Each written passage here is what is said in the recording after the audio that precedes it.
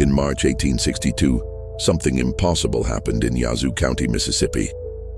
A slave named Elijah had been buried 3 days earlier after dying from a brutal whipping. His master, Colonel Harrison Blackwood, attended the funeral to make sure the body was properly interred. Blackwood even paid for the coffin, an unusual gesture that some saw as guilt, others as simply protecting his investment's final disposal. But on the third night after the burial, Elijah walked out of Riverside Cemetery, walked through the gates of Blackwood Manor, and began a campaign of vengeance that would leave 13 people dead, expose a fortune built on murder, and spark a series of slave uprisings that Confederate authorities desperately tried to suppress. What really happened in that grave? How did a dead man return, and what terrible secret was worth killing to protect? Before we uncover the shocking truth, tell me in the comments what state you're from. Now let me take you back to where it all began. The Mississippi Delta in 1862 was a place consumed by war and paranoia. The Civil War had been raging for over a year. Fort Sumter had fallen in April 1861. The Confederacy had won early victories at Bull Run and Wilson's Creek, victories that made Southern planters believe their rebellion would succeed quickly. But by early 1862, the tide was turning. Union forces were pushing into Confederate territory from multiple directions. General Ulysses S. Grant had captured Fort Henry and Fort Donelson in Tennessee. New Orleans was about to fall to Admiral Farragut's fleet, and the great siege of Vicksburg, which would ultimately strangle the Confederacy, was approaching. In places like Yazoo County, deep in the heart of cotton country, plantation owners were getting nervous, not just about military defeat, but about what defeat would mean for their entire way of life. Their wealth was built on slavery. Their social status derived from slave ownership. Their political power rested on maintaining the institution. If the Confederacy lost, if slavery was abolished, they would lose everything. Not just money, but identity. Not just property, but the very foundation of their existence. This fear made them dangerous, made them willing to do things they might not have contemplated in peacetime, made them brutal in ways that shocked even a society accustomed to the casual violence of slavery. Colonel Harrison Blackwood embodied this desperation perfectly. At 47 years old, he'd been born into plantation aristocracy. His father had owned Blackwood Manor before him. His grandfather had carved the original plantation from Wilderness in 1798.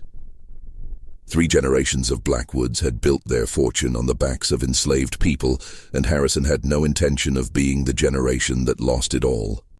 He'd commanded a Confederate regiment in the war's early months, fought at First Bull Run, came home in late 1861 claiming chronic dysentery but really just terrified.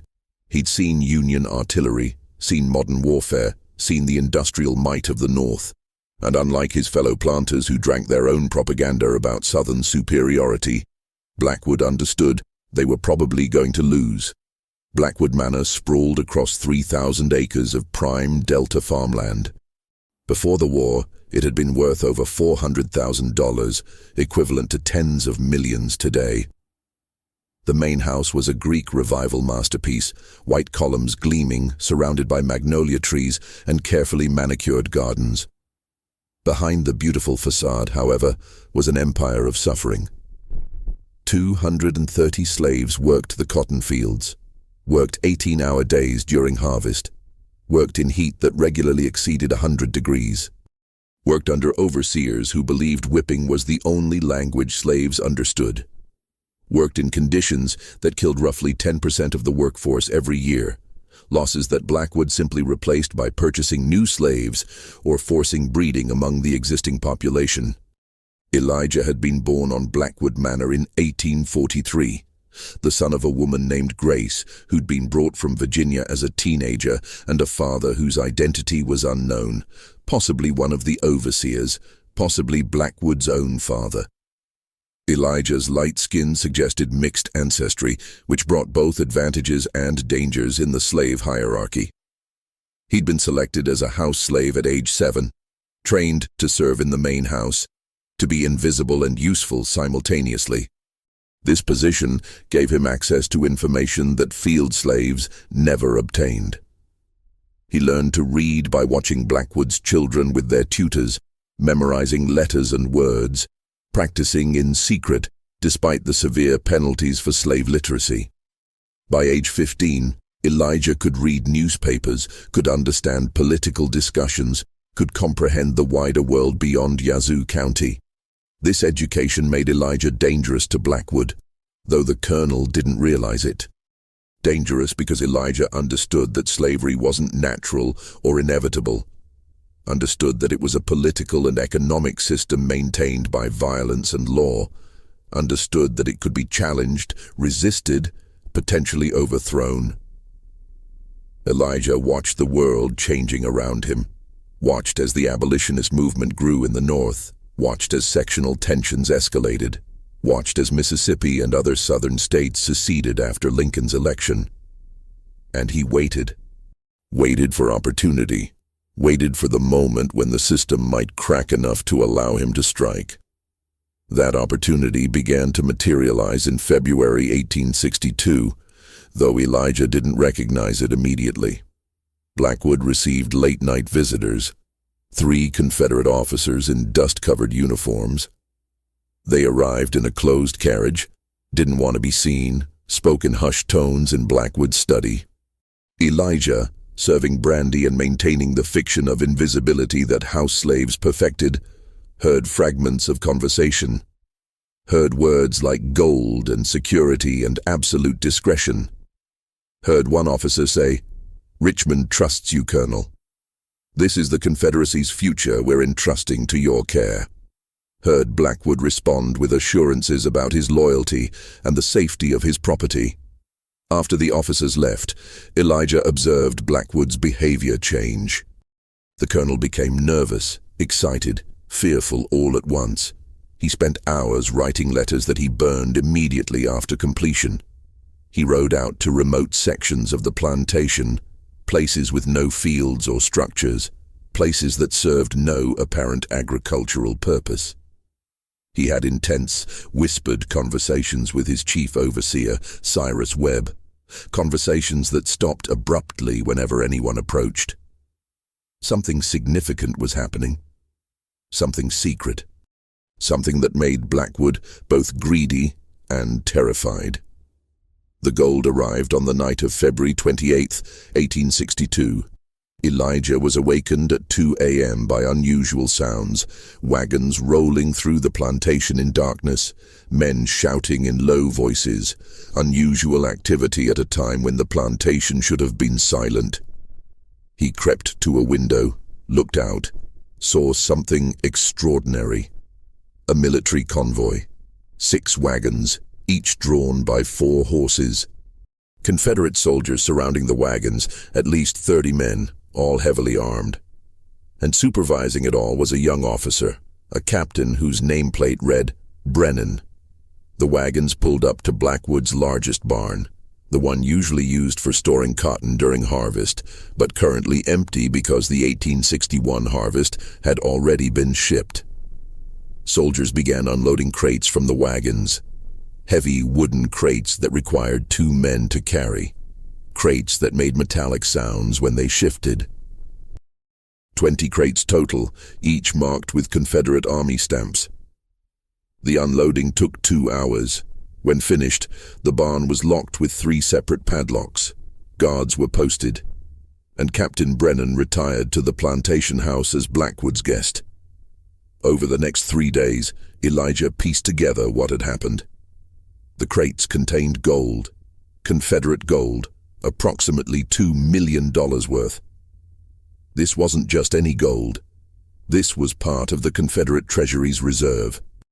The emergency fund meant to keep the rebellion alive if everything else failed.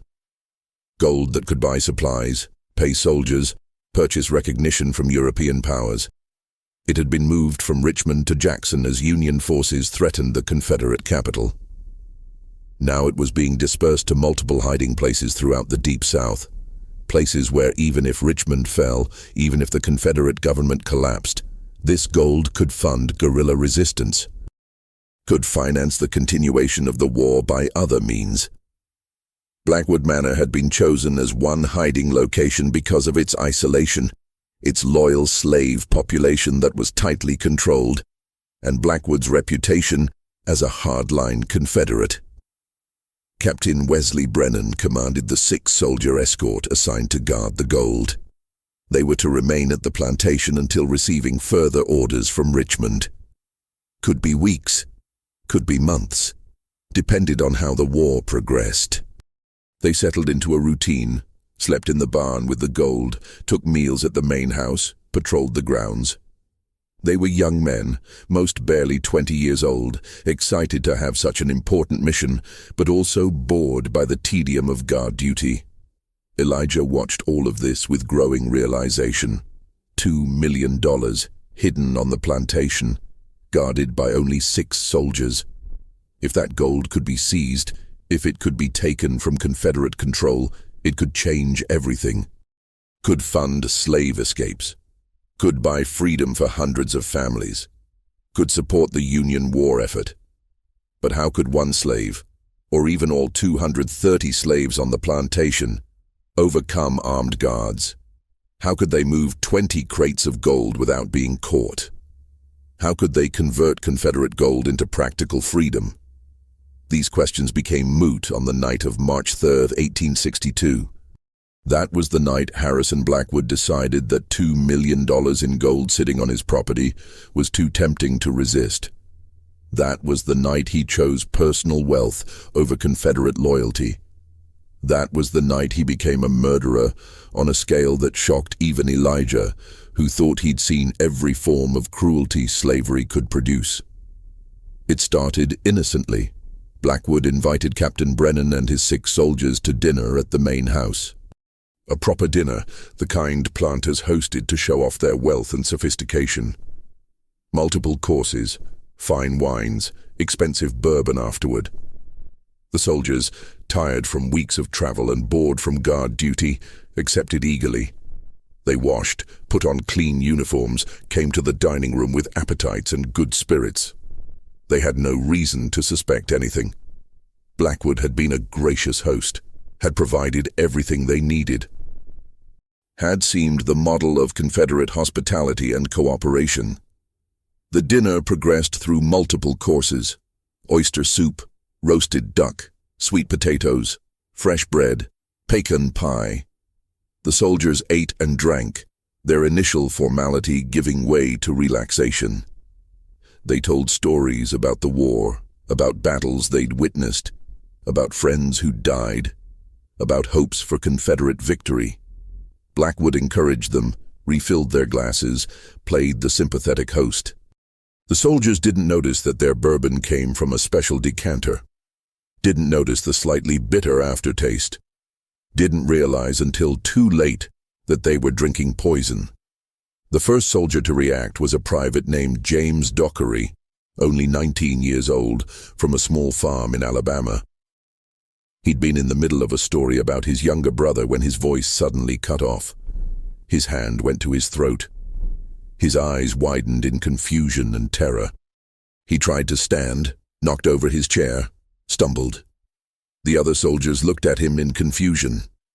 Then another soldier convulsed. Then another.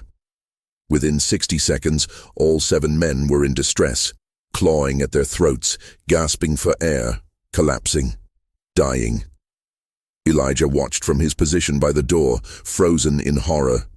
He'd seen violence before, had seen slaves beaten to death, had seen children sold away from mothers, had witnessed every casual cruelty of slavery.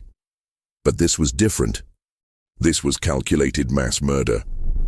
This was Blackwood killing 7 men who trusted him, who'd eaten his food and drunk his liquor, who believed he was their ally. The soldiers writhed on the floor. Some vomited blood, some had seizures. One young soldier, couldn't have been more than 17, reached toward Blackwood with a pleading expression, seeking help, seeking explanation. Blackwood stood over him, watched him die, showed no emotion whatsoever. When the last soldier stopped moving, Blackwood turned to Cyrus Webb, who'd been standing guard at the door. "Get Thomas, Marcus, Samuel, Daniel, and James. Tell them to bring shovels and chains. We have bodies to dispose of." Webb nodded and left. Blackwood then looked directly at Elijah. "You saw nothing.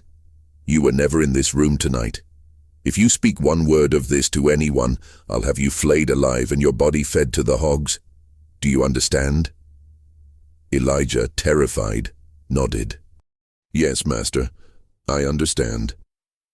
Over the next 6 hours, Elijah was forced to help move the bodies. 6 men arrived: Thomas Riddle, Marcus Finch, Samuel Cross, Daniel Marsh, James Cutter, and Peter Stillwell.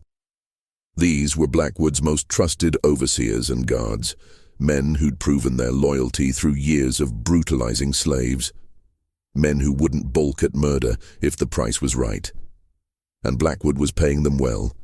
Each man would receive $5,000 from the gold once it was safely hidden. Enough money to buy their own small plantations, enough to ensure their silence. The bodies were dragged through the plantation under cover of darkness, loaded into a wagon, driven deep into the swamp. The Yazoo swamps were vast, treacherous, filled with quicksand and alligators. A perfect place to hide evidence. They found a spot where the water was deep and dark, where the bottom dropped away to unknown depths. Chains were wrapped around the bodies, heavy chains that would keep them submerged. One by one, the 7 Confederate soldiers were rolled into the water. They sank immediately, disappeared into the black depths. Alligator eyes gleamed in lantern light. Nature would complete the disposal, but Blackwood kept 3 bodies back: Captain Brennan and 2 privates.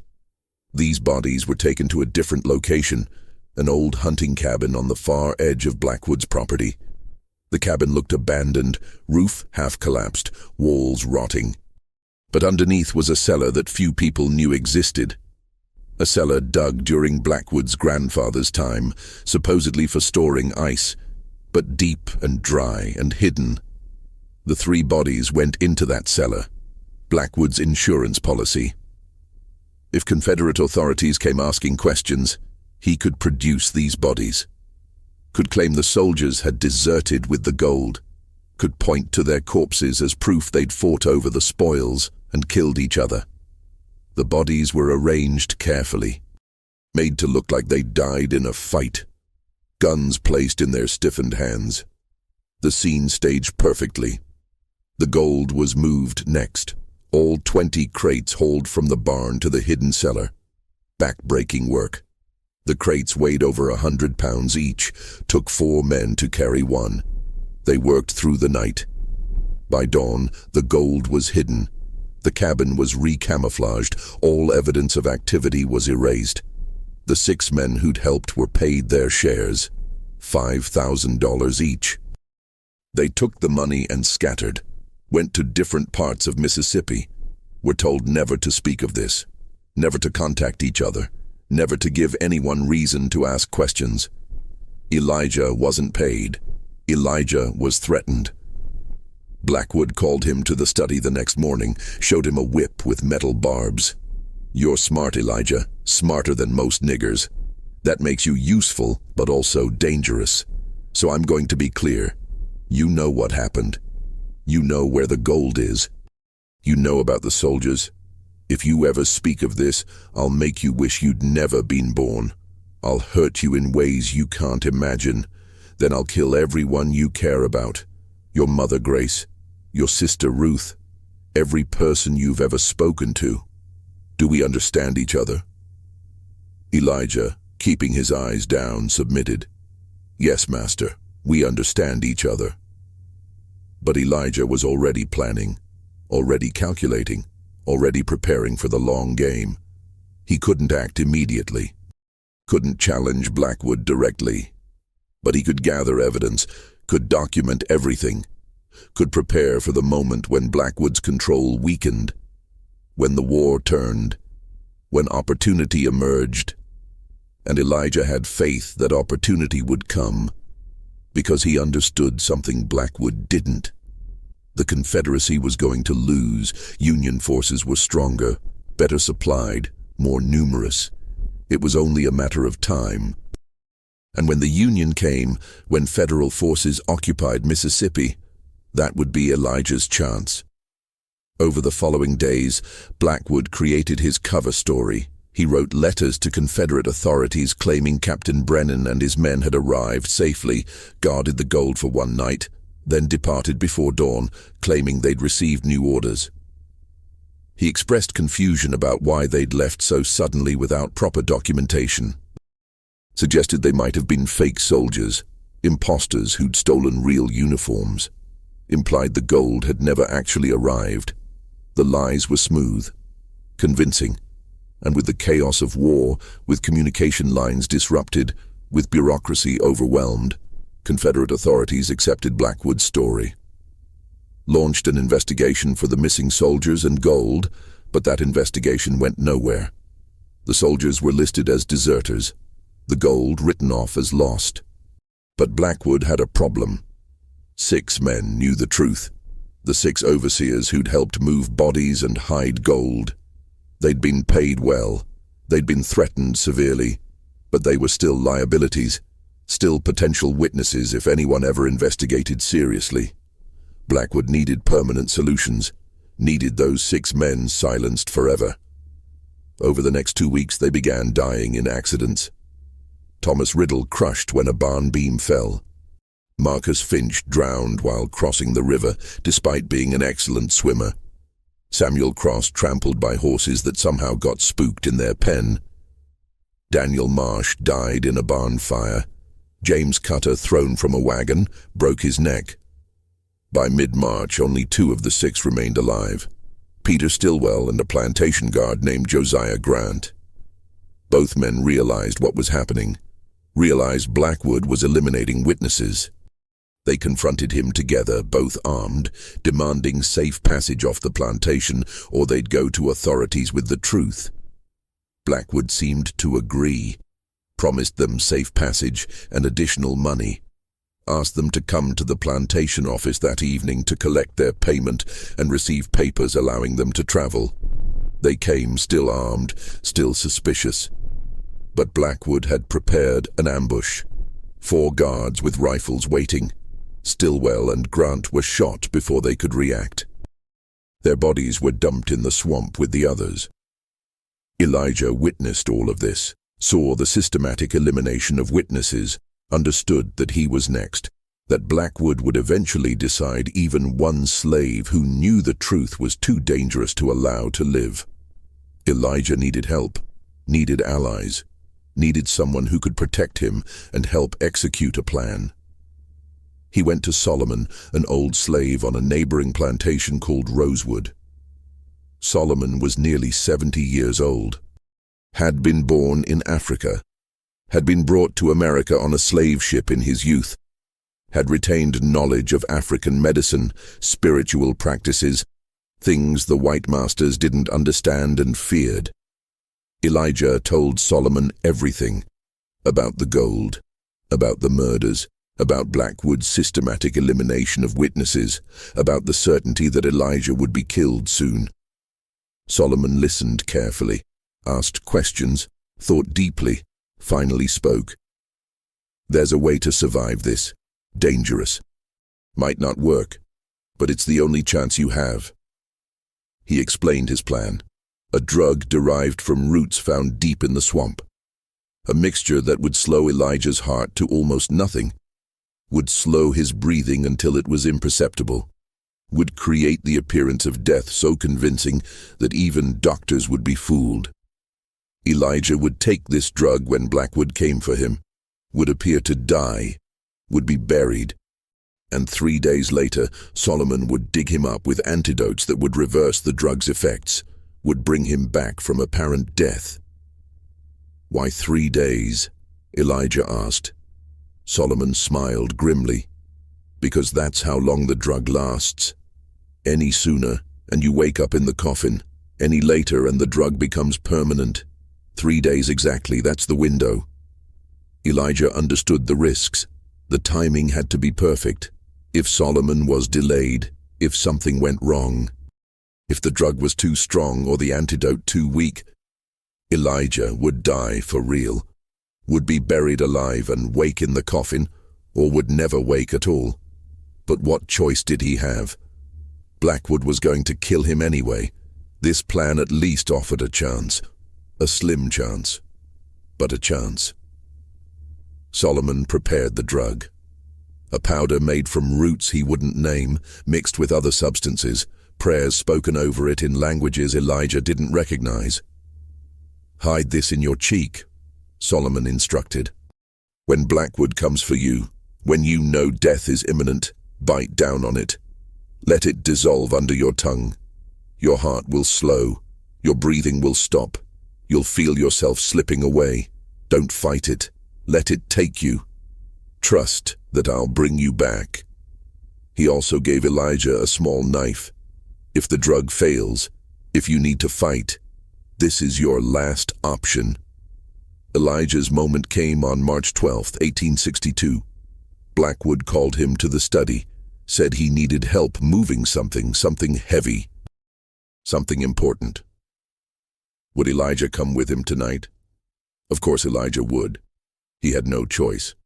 He hid the powder packet in his cheek, concealed the knife in his boot, prepared himself mentally for what was coming. That night, he and Blackwood rode out to the hidden cabin. Blackwood said the gold needed to be moved again, said Union forces were getting too close, said they needed to relocate it to an even safer location. They began loading gold bars into a wagon. It was exhausting work. The bars weighed 30 pounds each. After an hour, both men were sweating despite the cool March night. Blackwood offered Elijah water from a canteen. Elijah drank. The water tasted normal. But within 5 minutes, Elijah felt dizzy, his vision blurred, his legs weakened. Poison, the same poison Blackwood had used on the Confederate soldiers. Elijah's limbs grew heavy. He tried to reach for the knife in his boot, but his fingers wouldn't work. He collapsed. Blackwood stood over him. "I'm sorry, Elijah. Truly, you're a smart boy. But you know too much. Can't risk it, you understand?"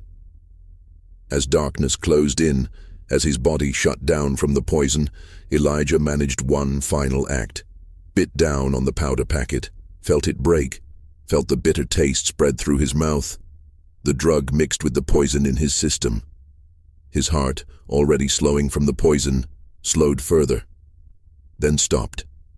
Blackwood checked his pulse at the neck, at the wrist, found nothing. Dead. Good. Blackwood dragged Elijah's body into the woods 50 yards from the cabin, left it there, returned to finish moving gold alone. The body was discovered the next morning by field slaves walking to their work. They recognized Elijah immediately, ran to report it.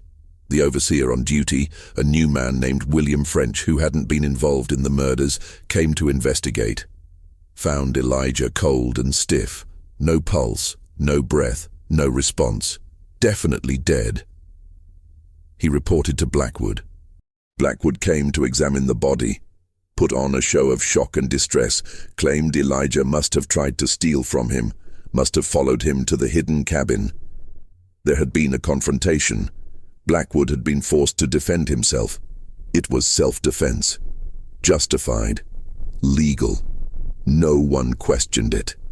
A slave attempting theft from his master, that was expected. A master killing a thieving slave? That was his right. The other slaves looked at Elijah's body and stayed silent. Knew that protesting would only get them killed. Knew the system protected masters, not slaves. Knew that justice didn't exist for people like them. But they mourned silently. Elijah had been kind, had been intelligent, had been one of the few house slaves who didn't look down on field workers. His death was a loss to the community. They prepared his body according to slave traditions, washed him, wrapped him in clean cloth, said prayers over him in the slave quarters where masters never came. Here's where Blackwood made his critical miscalculation. Perhaps feeling guilt, perhaps wanting to maintain appearances, perhaps simply wanting to ensure Elijah was actually buried and gone. Blackwood did something unusual. He paid for a proper coffin, a wooden coffin with brass handles. He also paid for a plot in Riverside Cemetery, the segregated cemetery where slaves and free blacks were buried. And most unusually, he attended the funeral. The funeral was held on March 13, 1862, at midday. About 40 slaves attended, everyone Blackwood could spare from field work. A preacher, an old slave named Tobias, who conducted services for the black community, spoke over Elijah's body, quoted scripture about deliverance and justice and God's ultimate judgment. The slaves sang spirituals that spoke in coded language about freedom and escape and the eventual fall of oppression. Blackwood stood at the back, uncomfortable, watching to make sure proper procedures were followed.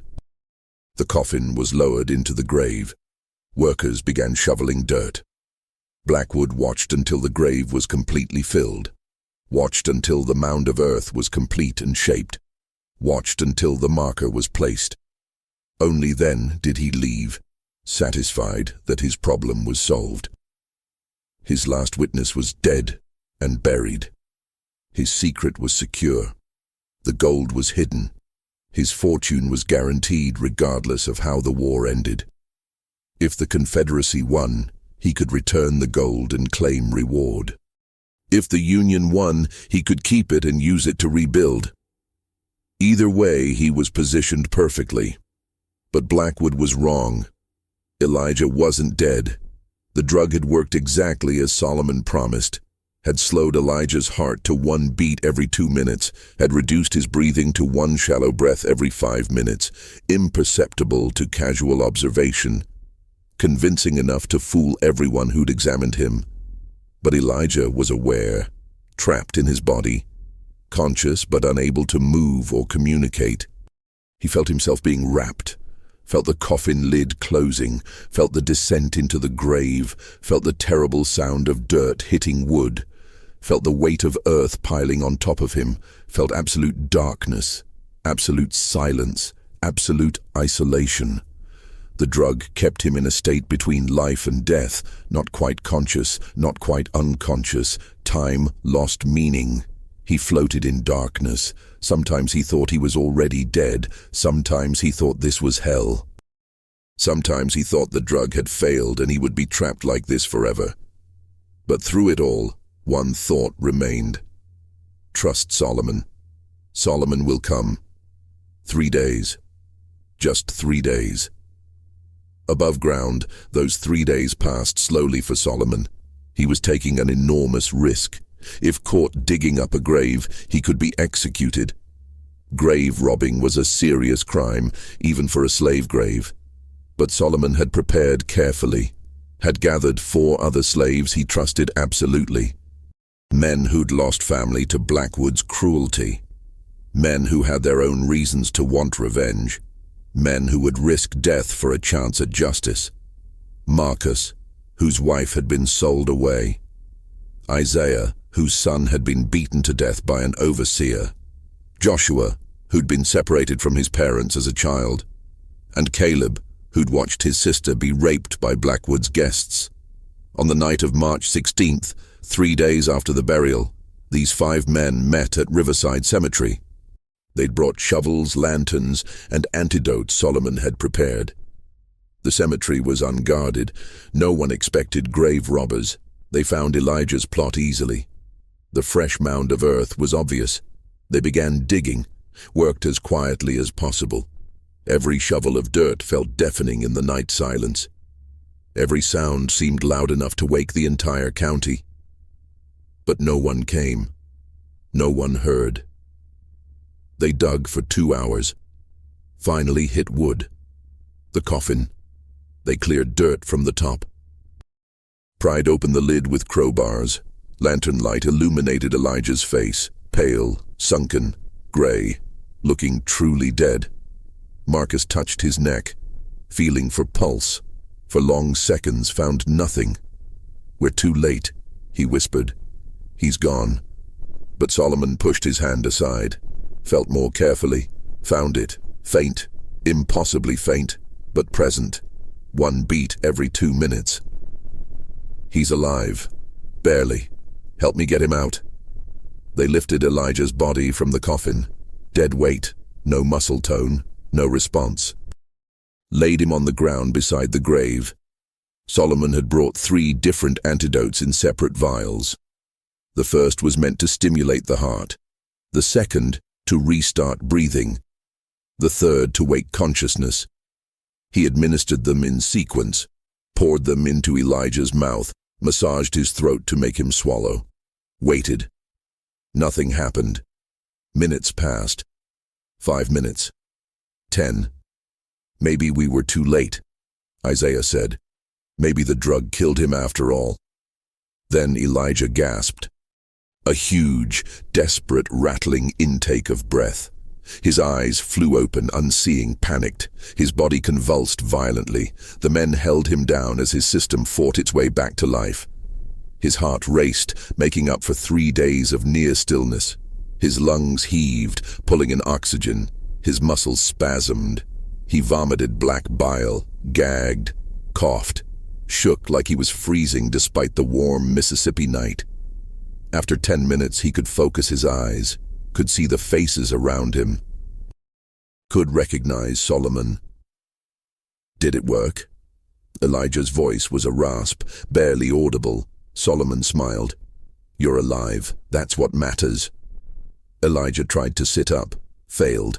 His body wasn't ready. 3 days without movement, without food or water, without blood properly circulating.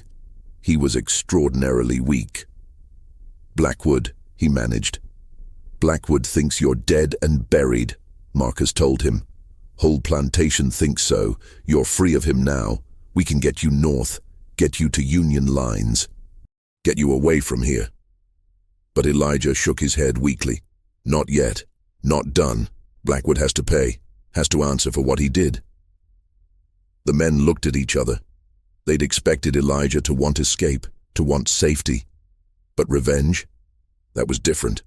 That was dangerous. Elijah, Solomon said carefully, you're too weak. You can barely move, and even when you recover, what can you do? Blackwood has guards, has guns, has power. You're one man. Elijah managed a smile. Terrible smile. I died. I was buried. I came back. You think Blackwood's guards scare me after that? He gripped Solomon's arm. Help me get strong. Help me get ready. Then I'll do what needs doing. The other men were silent, weighing options, weighing risks. Finally, Marcus spoke. My wife died because of men like Blackwood, died in childbirth because he wouldn't pay for a doctor. If you're going after him, I'll help. Isaiah nodded. My son deserves justice. I'll help too. One by one, they agreed. This wasn't just about Elijah. This was about every slave who'd suffered, every family that had been destroyed, every life that had been stolen by the plantation system. They filled in the grave, made it look undisturbed, carried Elijah deep into the swamp, to a hidden camp where escaped slaves lived, a maroon community that had existed for decades. Maybe 30 people lived there, families who'd run away, individuals who'd chosen freedom in the swamp over slavery on plantations. They survived by hunting, fishing, and occasionally raiding plantations for supplies. They welcomed Elijah, made space for him, shared food and medicine. Over the next week, Elijah recovered. Slowly. His body had been through trauma, the poison, the drug, 3 days of near death. He was emaciated, weak, but he was young and strong. With food and rest, he regained strength. More importantly, he planned his revenge, planned how to expose Blackwood, planned how to take the gold, planned how to use that gold to help his people. This wasn't just about killing Blackwood. This was about destroying everything he represented, about proving that the powerful could be brought down, about showing that slaves weren't powerless victims, but people who could fight back. The first target was Cyrus Webb, chief overseer, the man who'd helped poison the Confederate soldiers, who'd helped dump bodies in the swamp, who'd participated in every cruelty for 20 years. Webb lived in a small house on the plantation's edge. Lived alone because his wife had left him years ago, unable to tolerate his cruelty. On the night of March 23rd, Webb came home from his rounds, drunk as usual, unlocked his door, lit a lamp, never saw Elijah waiting in the shadows, never had a chance to scream before a rope was around his neck. Elijah pulled tight, tighter, held it, watched Webb's face turn purple, watched his eyes bulge, watched life leave. When Webb was dead, Elijah positioned the body in a chair, left the lamp burning, and carved 3 words into the table. The dead rise.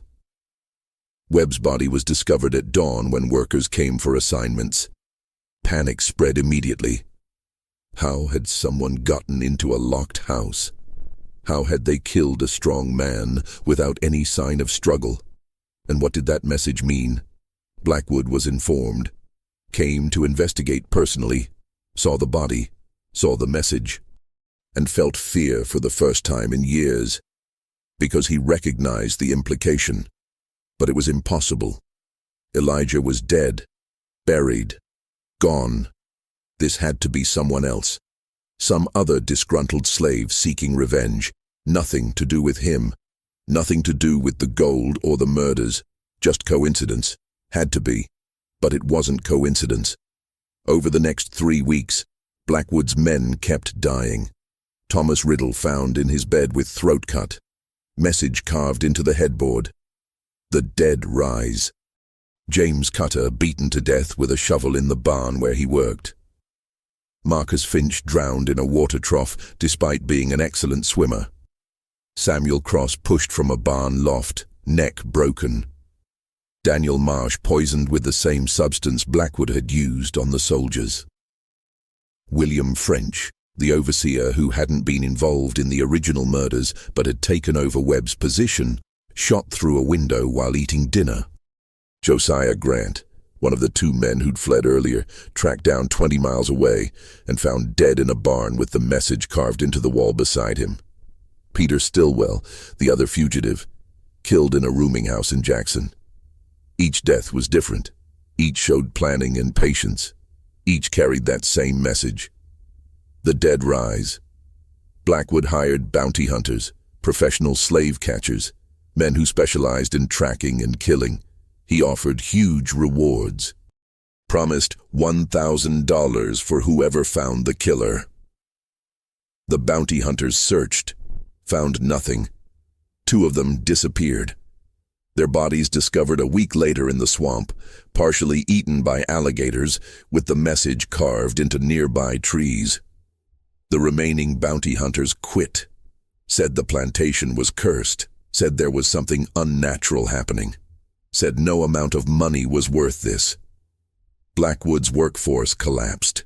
Slaves refused to work, refused to stay in their quarters at night, started building barricades, started carrying improvised weapons. The ones who could fled to other plantations or into the swamp.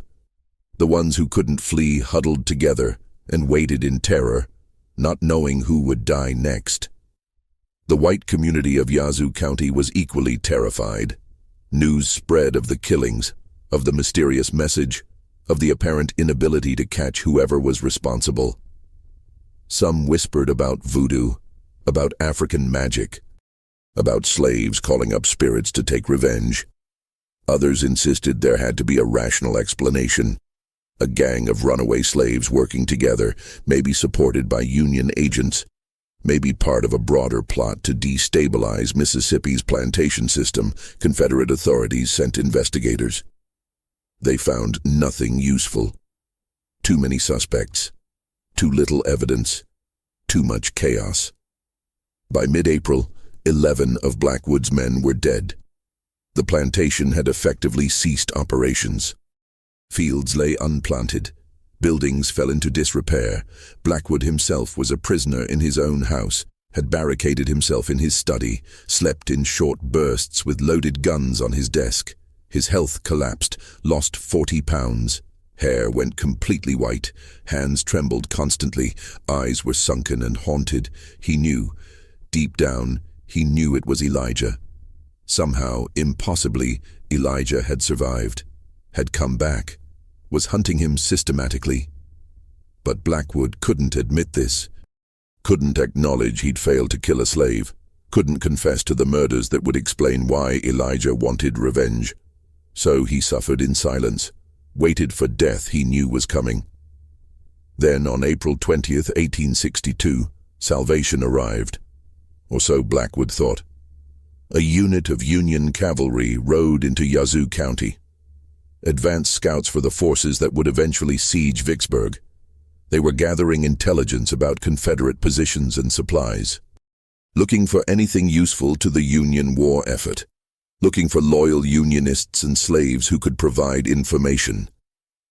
Their commander was Captain William Terrell, a career officer from Pennsylvania, tough and pragmatic.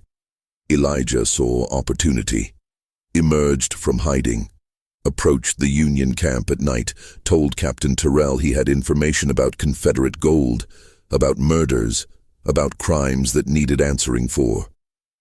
Terrell was skeptical. He'd heard 100 wild stories since entering Mississippi. Slaves often exaggerated or invented information, hoping to gain favor or protection. But Elijah was specific, gave details, locations, names. Terrell decided to investigate. The next day, April 23rd, Terrell and 20 soldiers rode to Blackwood Manor, demanded to search the property. Blackwood, desperate and terrified, initially refused, claimed this was Confederate territory, claimed Union forces had no authority. But Terrell was in no mood for debate. I have 20 armed men. That's all the authority I need. Now, you can cooperate and make this easy, or you can resist and make this hard. Your choice. Blackwood chose cooperation, sent word to the few guards he had left to hide the gold, to move it quickly before the Yankees found it. But Elijah was guiding the Union soldiers, led them directly to the hidden cabin, to the cellar beneath. They arrived before Blackwood's men could move anything. Found the gold, all 20 crates, also found the 3 bodies Blackwood had kept as insurance. Captain Brennan and 2 privates, still in Confederate uniforms, still arranged in their staged scene, identifiable despite decomposition. Terrell examined everything, read the Confederate Army stamps on the crates, counted the gold bars, studied the bodies, understood immediately what had happened. This wasn't just theft. This was murder of Confederate soldiers, theft of Confederate treasury funds. Even by Confederate law, these were capital crimes. Even in the chaos of war, this was inexcusable.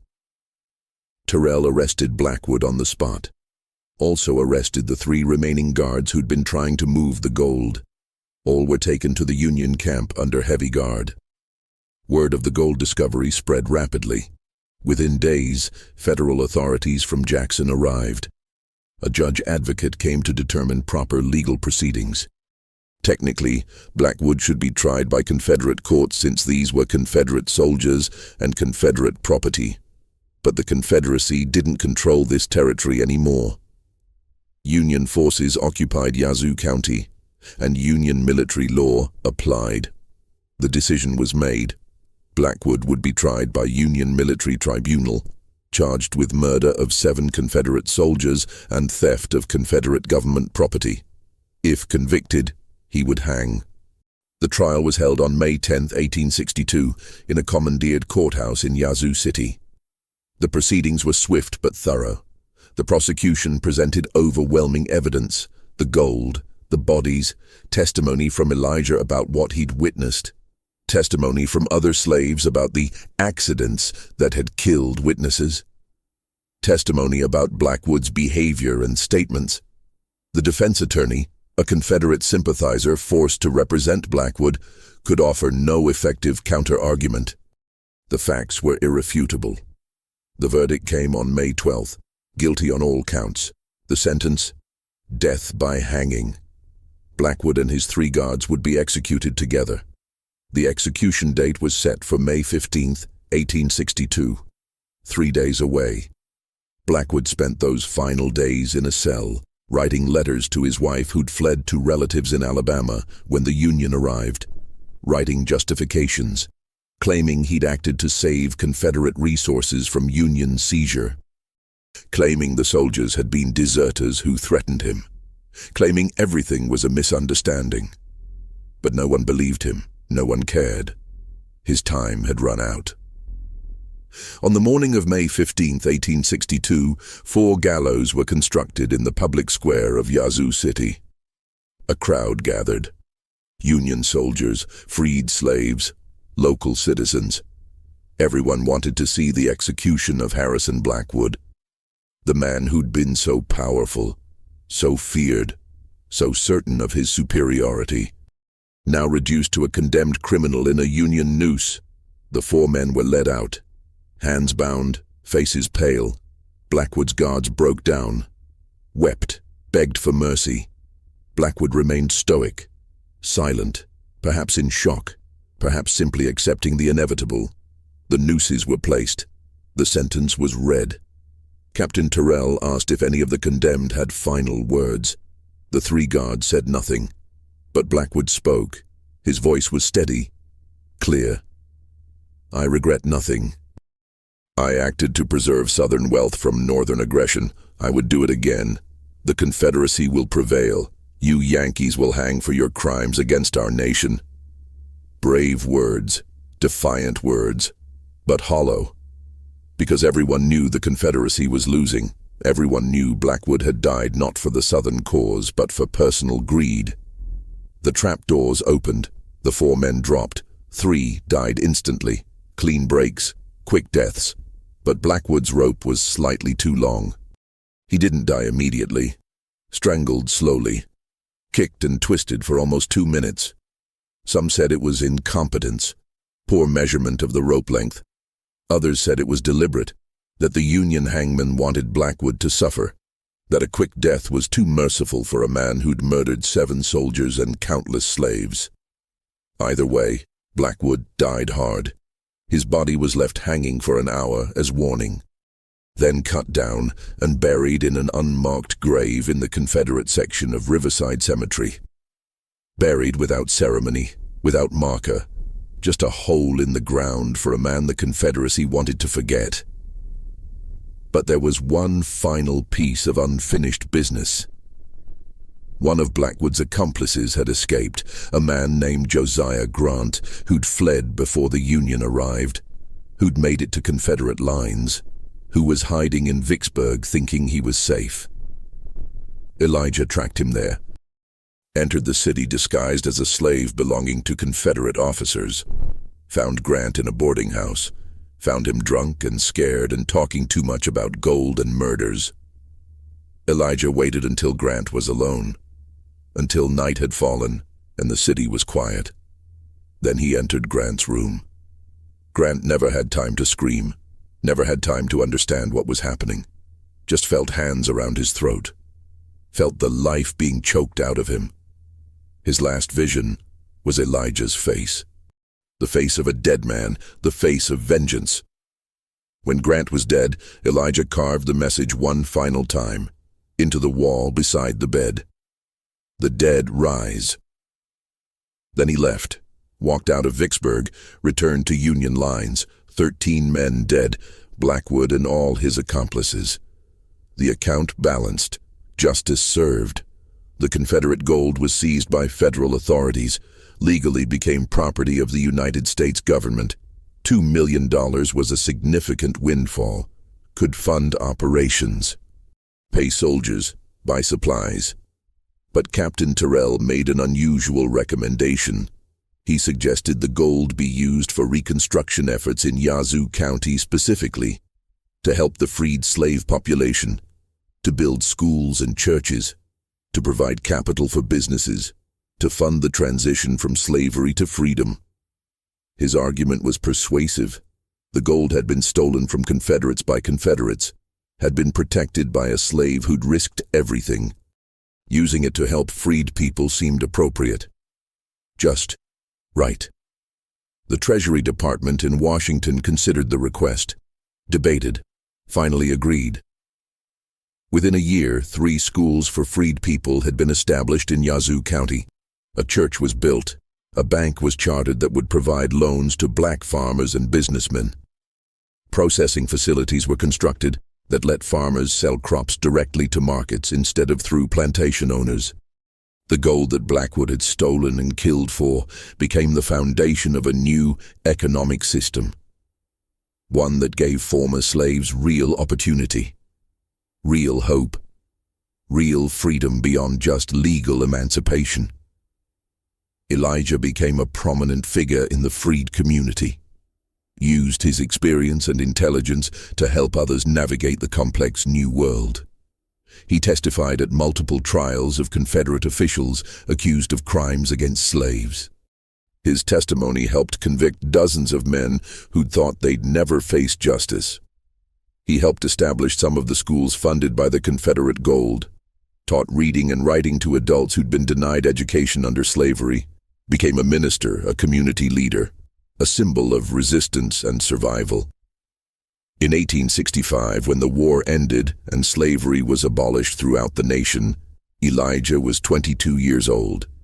He'd lived through the worst of slavery, had witnessed and experienced horrors, had died and been reborn, had taken terrible revenge. But he'd also helped build something new, had helped transform his community, had used his pain and anger constructively. Over the following decades, he continued this work, married, had 5 children, lived to see them grow up free, lived to see his grandchildren attend universities, lived to see possibilities he'd never imagined as a slave. Elijah died in 1910 at age 67. By then he was a respected elder, a man whose story was told and retold, the slave who came back from the dead, the man who'd brought down Colonel Blackwood, the hero who'd turned stolen gold into schools and churches. His funeral was attended by hundreds of people, black and white, people whose lives he'd touched, people who owed their education, their businesses, their opportunities to the work he'd done. They buried him in Riverside Cemetery, not far from where he'd been buried the first time. But this time there was no secret resurrection planned. This time he rested peacefully, his work completed, his account settled. The legend that grew up around Elijah focused on the supernatural aspects, the death and resurrection, the ghostly revenge, the message, the dead rise that terrorized Blackwood's men. These stories spread throughout the South, were told by freed people to their children and grandchildren, became part of the folklore of resistance, part of the mythology of liberation. Some versions said Elijah was 7 feet tall, that he could appear and disappear like smoke, that bullets passed through him without harm, that he was immortal.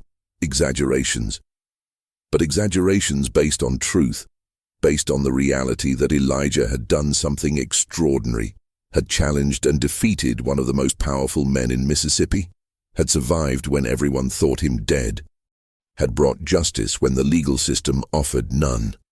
The white community of Yazoo County tried to suppress and distort the story. After Reconstruction ended and former Confederates regained political control, they rewrote local history, claimed Blackwood had been murdered by Union forces, claimed the gold story was Yankee propaganda, claimed the slave killings had been exaggerated or invented, claimed Blackwood had been a patriot and martyr. These lies were taught in schools, printed in newspapers, carved into monuments. Within a generation, most white families in Yazoo County believed the false narrative, believed their ancestors had been victims rather than perpetrators. The usual lies that communities tell themselves to avoid confronting uncomfortable truths, but in the black community, the real story remained, was passed down carefully, was preserved as testimony. My great-great-grandfather knew people who'd been slaves on plantations near Blackwood Manor, who'd witnessed the panic as Blackwood's men kept dying, who'd celebrated when Union forces arrived and arrested him, who'd watched the hanging and felt that justice, delayed and imperfect but real, had finally come. That testimony was passed down through generations, kept alive, preserved. A reminder that resistance was possible, that oppression could be fought, that even the most powerless could find power if they were brave enough and strategic enough. Today, if you visit Yazoo County, Mississippi, you won't find much physical evidence of these events. Blackwood Manor burned in 1863 when Confederate forces retreated ahead of Union occupation. The land was subdivided after the war, sold off piece by piece, eventually became farmland and later residential developments. The hunting cabin where the gold was hidden has long since rotted away. No traces remain, but Riverside Cemetery still exists. Elijah's original grave is there, the one he was buried in the first time, empty now, but marked with a simple stone placed by his descendants in 1925. It gives his name, dates, and a single line: "He rose that others might rise." A subtle reference to the resurrection story, a reminder of what he accomplished.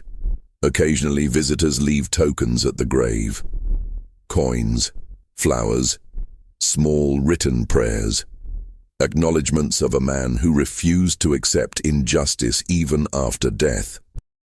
Local historians have complicated relationships with this story. Some embrace it as important heritage, document it carefully, include it in historical tours. Others dismiss it as exaggerated legend, point out that details can't all be verified, note inconsistencies in various tellings, suggest the whole thing might be fabricated or dramatically enhanced for political purposes during Reconstruction.